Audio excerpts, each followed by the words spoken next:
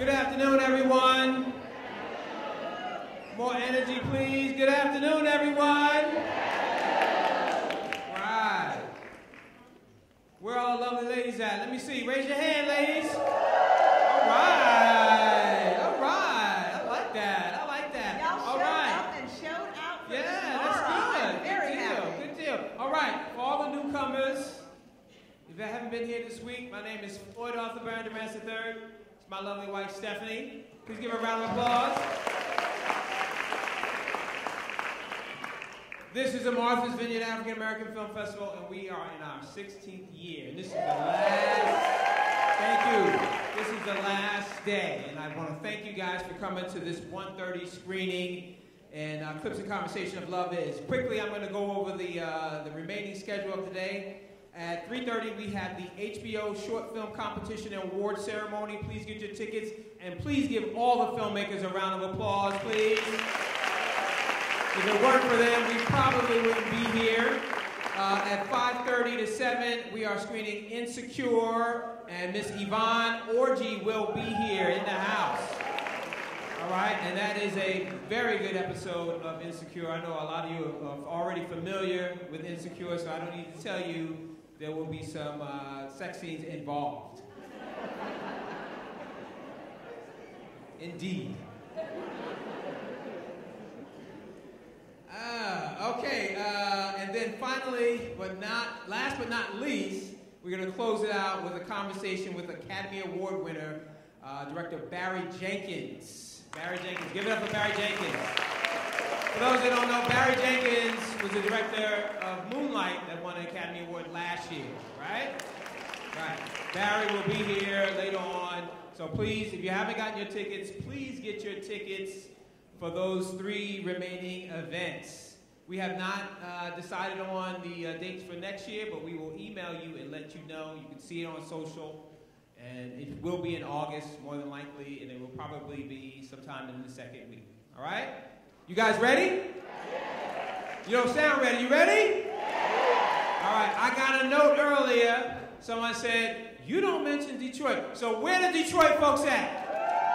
Oh, okay. Y'all didn't show up. Where's ATL? Where's my New York people at? That's better. That's better. How about Philly? Philly in the house. And D.C. Girls, where they at? All right, how about North Cac, South Cac? Where y'all at? All right, without further ado, what's that? Here we go again. Here we go again. All right, last but not least, where the pretty girls from Chicago at? All right, we can do all that, guys. We can do that all day. We can do it all day. Where are the pretty ladies at? Where the pretty ladies at? All y'all pretty, that's it. Well, we are so happy that you guys came to show Miss Mara Brock Akil some love. You guys know her. Mara did Girlfriends. Give it up. The Game. BET's Being Mary Jane. And now we got Love Is. And this is amazing. I absolutely love what she's doing. It reminds me of me and Floyd, husband and wife, doing their thing. See, here we go. Here we go. I'm trying to do Love Is, and he's messing it up. I want to do Insecure. That's what's up. That is what's up. I want to do that. I am so honored to have her. She, and we just met today at the director's brunch, and she is a wonderful woman. I felt like we had a little love connection. She's beautiful. She's so sweet, talented, and most importantly, down to earth. Really cool. Ladies and gentlemen, please clap your hands for Miss Mara Brock Akil.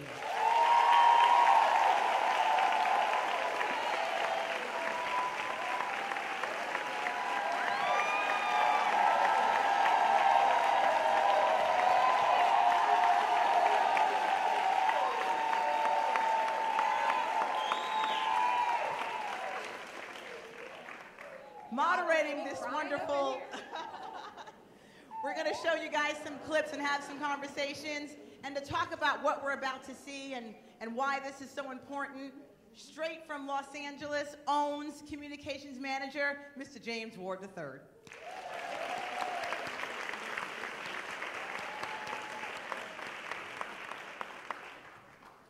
Thank you for that love. I'm telling you, that felt good. Thank you.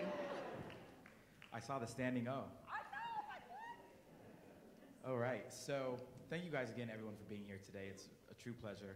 On behalf of the network, I do want to say that it's important to Ms. Winfrey for people to see themselves. It's been a big thing for her to, identify with our core audience. And so you see that with shows like Love Is, along with our other programming. So thank you again. So Mara. Hello, James. Hello. I feel like I know you. We do know each other. So before we jump into the clips, let's just talk about the moment. How did you even get at OWN? It's Oprah. Was that a dream? How did that happen? Is it a dream? Isn't it everybody's dream to me? It's our collective dream.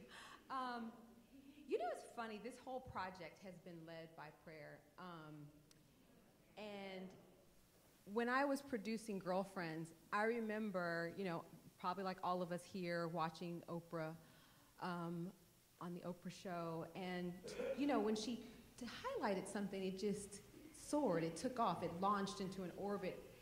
And I remember wanting her to see me. I remember wanting her to see Girlfriends. I just desired to sit on her couch with the cast to talk about this show that we were doing in celebration of the beautiful sisterhood that Black women have, and women have in general, but more through the lens of Black women. I just thought, she's got to see that. She and Gail are like this. It's just like, how much she got to see that? And this is a testament to sometimes how small we pray. Because God had another plan, and although, the show, my show went off the air before hers ever did, but it was, I saw I lost that opportunity. But that prayer was seated. And the prayer was, I wanted her to see me. God had a plan that I want you guys to work together. I want you to partner on something. And so when it happened, so still, indeed, when the call had come that Oprah wants to hear about this show that you have, you're like, what? You're like, you still are, I'm remembering in that moment and all the moments in between. And then I remember driving onto the lot, and every time I do on her lot, looking at those initials. Like even that, O-W-N, own, even the idea of owning our images, owning our own agency, owning our own bodies as women, all own. And her, Oprah Winfrey, and it's like, this is like, those moments where this is the divinely planned, even the moment of me driving on here. So relax, I got you. Go tell her what you want to do. And she embraced this project with nothing but love. It's funny, I kept saying, I want to do this. Yeah, I want that too. Yeah, I want to do this. And to be an artist, it's real simple. Artists needs patrons. There's to be patrons of the art, and there's artists, and be fully supported financially, but more importantly, I want you to tell your story. Here are the paints, here's the canvas, here are the people. Even in getting to know you, I mean, my experience with OWN has just been beautifully supported about the work so that we can get it where it belongs, and sharing it with an audience is not to be kept. Storytelling, we're supposed to tell the story and share it, and look at, and I'm at the Vineyard, my favorite place. We stole her from Vacation, yes. Just so you know. Yeah, but to be here amongst my people of like-mindedness, I mean, there's a reason why we journey far. I heard all the shout-outs, too. We journey here because it's special. And but to be in her presence and to be also working with her, she didn't give up. She's very involved. You can feel it in the company. You can feel it when you walk through the doors. And she's very involved in this. She watches. We talk about the show, and her notes were very thoughtful. And they weren't always easy for me I didn't be like, yeah, that's it, right off the bat. It was like, let's talk about that, Oprah. Even the title of the show changed because of thoughtful conversation. And I appreciate that. So the title, Love Is, You got to talk about that. Okay, that's a fun story. It's very specific. So the initial, the title of the show is Documenting Love, which might make sense to people because there's a documentary element in the piece, you know, with the present day versions of the characters documenting, telling their story, right? And this is funny, Oprah too, she's led by the light inside of her. She's led by her gut. She goes, I don't think that's it. I was like, really? Hold up now. Hold up. I was like, am I gonna have my first? I was like, oh, how do I tell Oprah I like documenting love? And she explained why, and you know what? And I remember before my nervousness, I go straight to prayer. I'm like, God, help me listen, help me listen, help me to listen. And so I heard her, and she goes, and basically, how about this, Mara?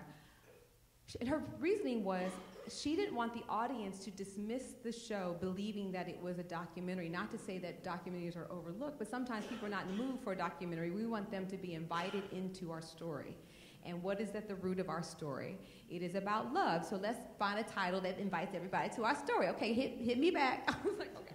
So she made a list. Now this is the beautiful magic of this. So she made a list, I made a list.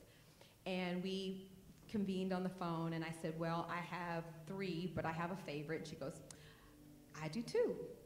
And I said, okay. So then I go through a couple, we talk about those, and we decided, but I think my favorite still is. She goes, I think my favorite is too. I was like, okay, so what's your favorite? She goes, no, you go.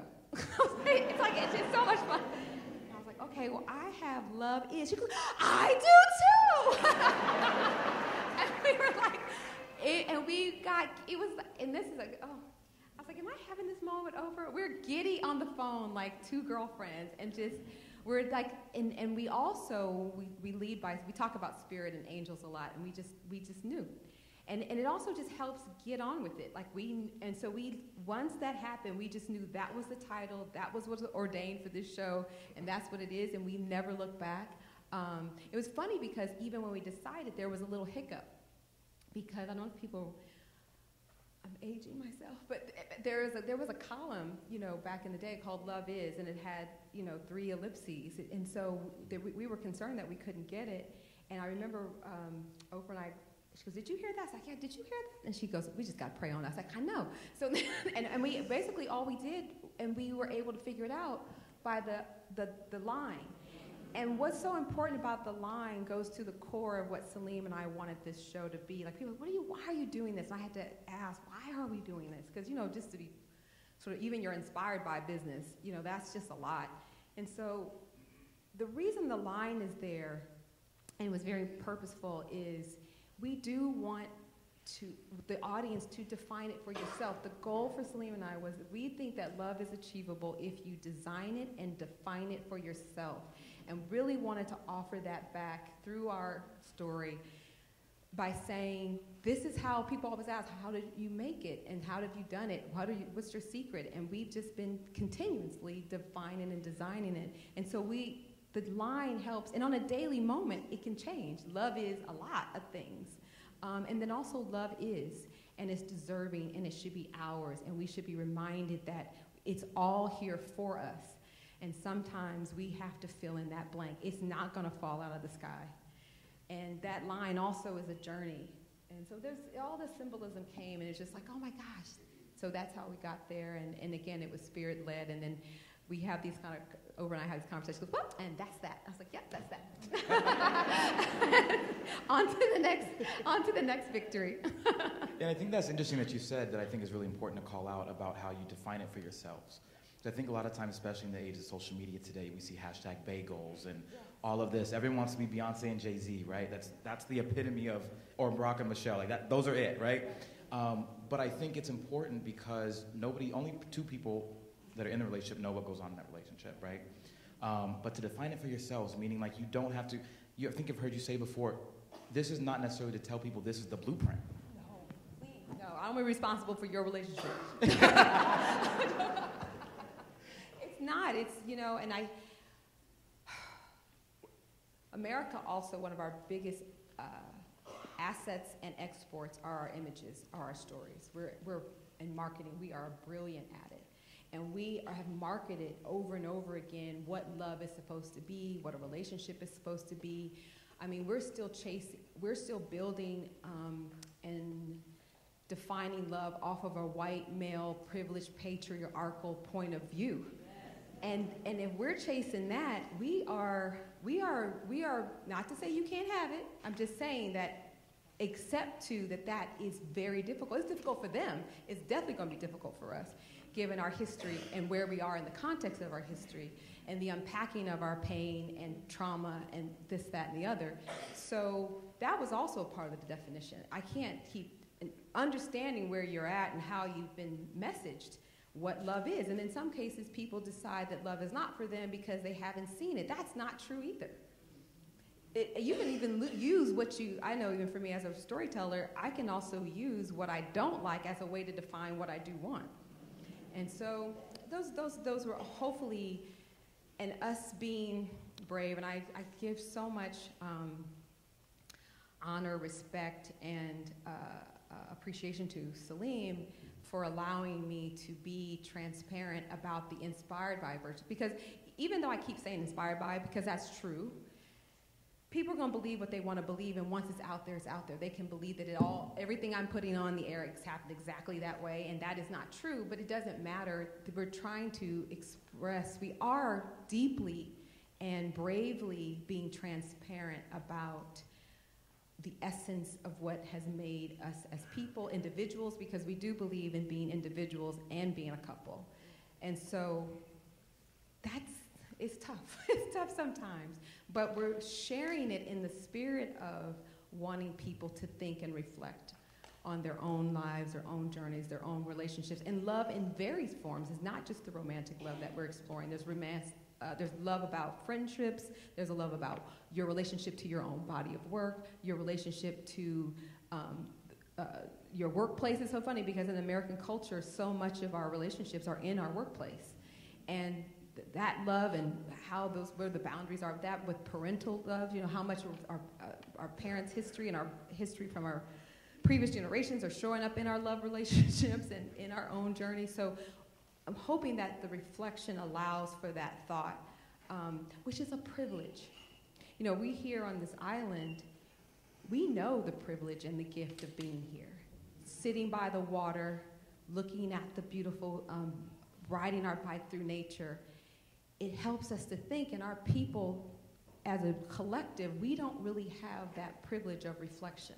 So hopefully offering in our storytelling, like even with Black Lightning, Salim has done an amazing job of really trying to carve out Black Lightning fans. Yeah, but really trying to so that we create space between the story and the viewer or the listener, to have that moment of reflection, to think about their own lives, their own neighborhoods, their own communities, their own families, their own love, their own personal goals. And sometimes we can only get that through a TV show or a film. So it is important for us as filmmakers here, and as people who love film, and I say filmmakers because it's TV too. I meant TV storytellers, let's do that. Storytellers, that those who are supporting it, we really champion those who are doing it right, that's offering that space. But we are certainly, as storytellers, we should be, when we do that, we put that out there, that's what we're doing. We're offering a mirror, a reflection, a portrait back of self. And so give people that moment to think about their journey. Speaking of journeys, let's take it back to 1997. I know, that was fun. So we're gonna check out this first clip.